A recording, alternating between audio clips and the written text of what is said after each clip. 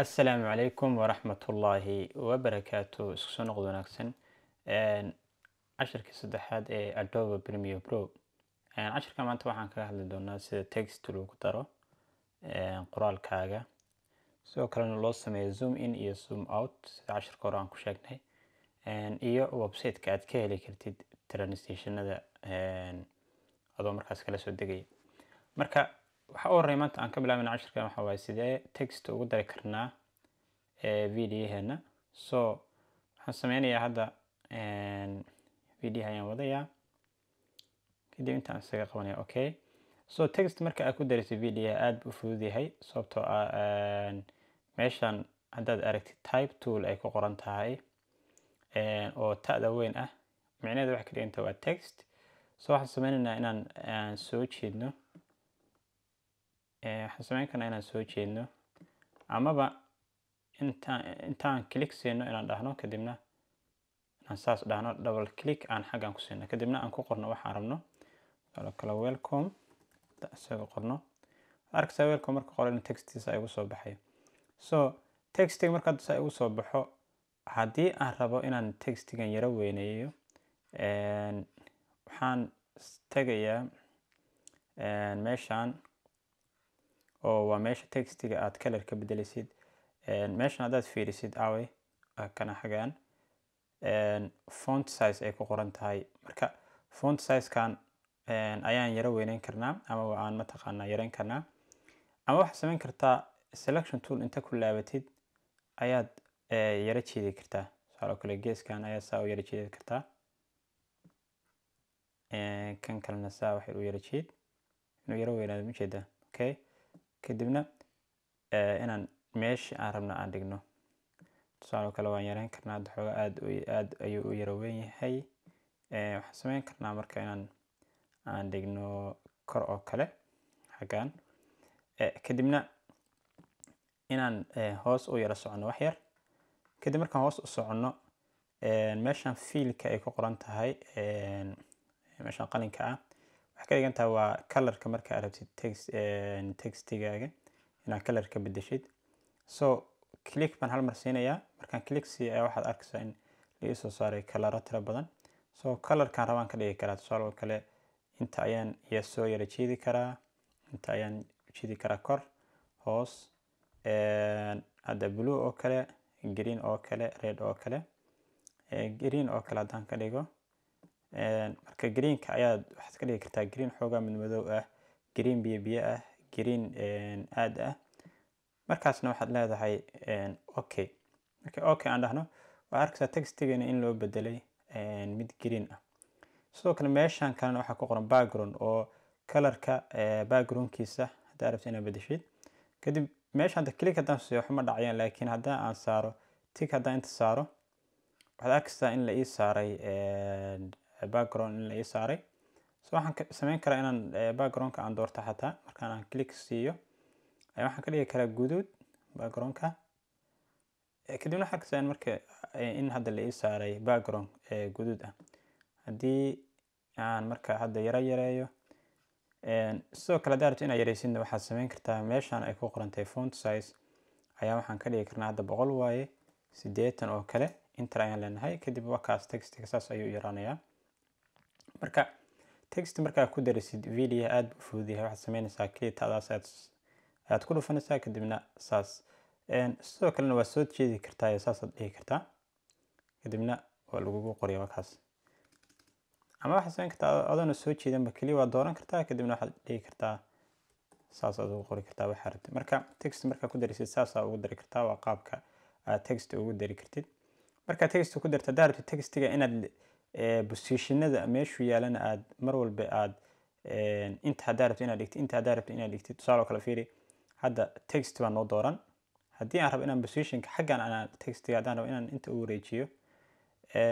ma dhaqaajin karo waa inaan selection toolkan ku laabtaan mar walba aan wax doorto oo rabo waxaas inay ii shaqeeyaan amaba ii socdaan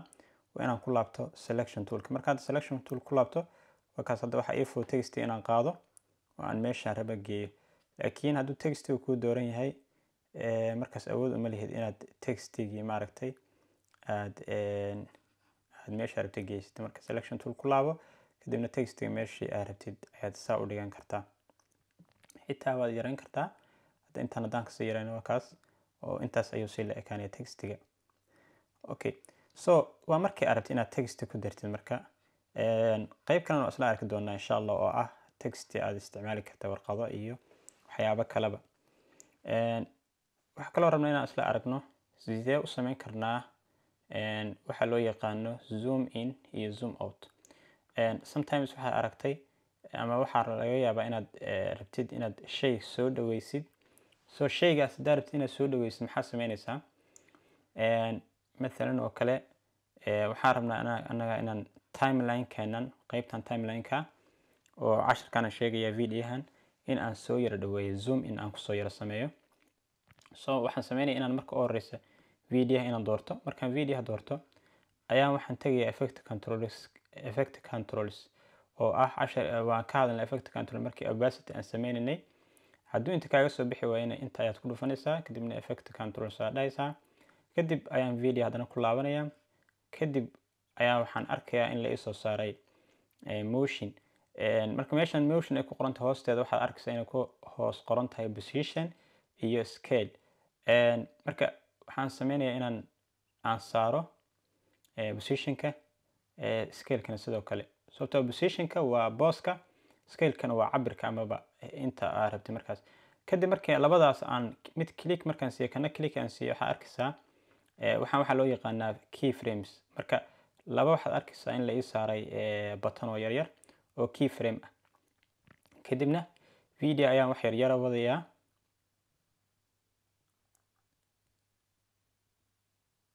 markaan yara wado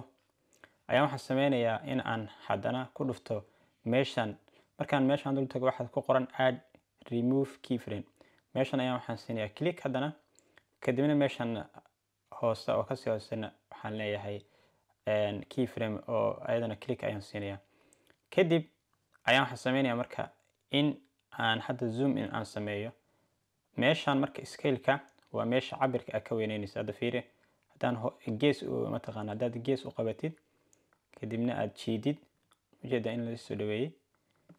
sidoo kale meeshan haddaad rabtid gees camal oo kale geeskan ayaa rabtid inaad u rabadisid.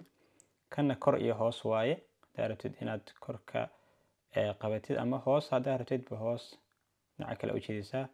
korna saasaad leedahay. kadib hadda haddii aan wax yar gadaal u yara laabano fiiri oo aan video hadaaro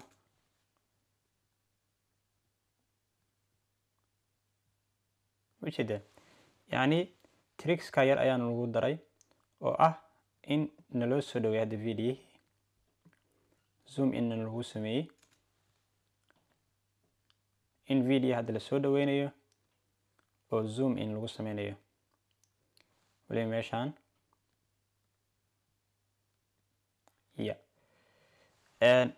kadibna waxaan rabnaa markuu xoogaa wax yar socdo in aan ka saarno oo sidiisa hore aan ku celino.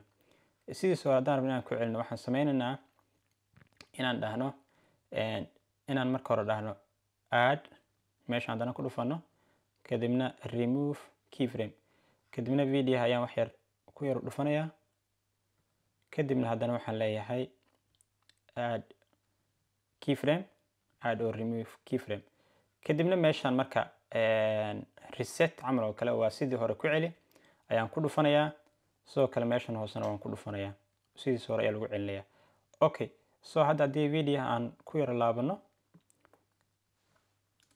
wax yar ayaa zoom in lasoo sameynayaa kadibna sidiisa hore ayaa lagu celinayaa. okay, kadib hadda wax yar kadib haddana sidiisa hore ayuu ku laabanaya markuu zoom in. marka qaabkan waa qaabka aad u sameyn kartid zoom in haddaad rabtid shay inaad soo dhaweysid kadibna aad dib ugu celisid. waxaa kaloo isla arkaynaa website aan ka heli karno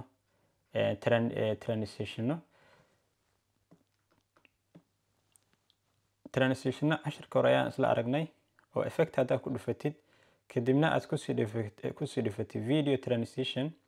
oo aad furtid inaad transition inta ka heli kartid. laakiin transitionno kale waxaa jira aad la soo degi kartid haddaan hadda browserka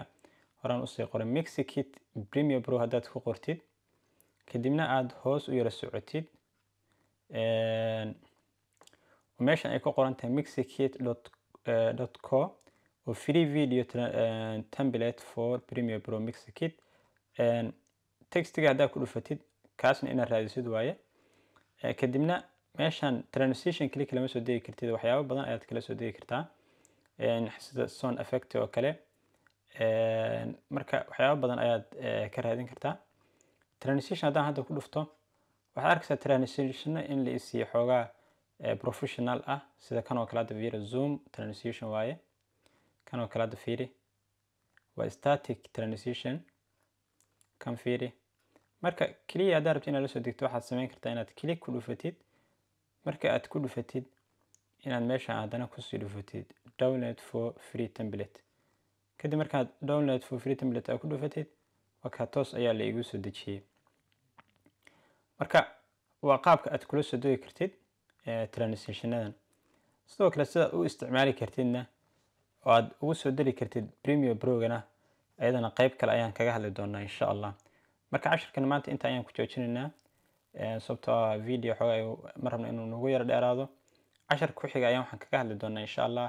transitionkan aan soo dejinay transitionka hadda aan soo dejinay sidee baan ugu isticmaali karnaa Premiere Pro-ga marka cashar ku xiga ayaan kaga hadli doonaa insha Allah. Assalaamu calaykum waraxmatullaahi wabarakaatuh.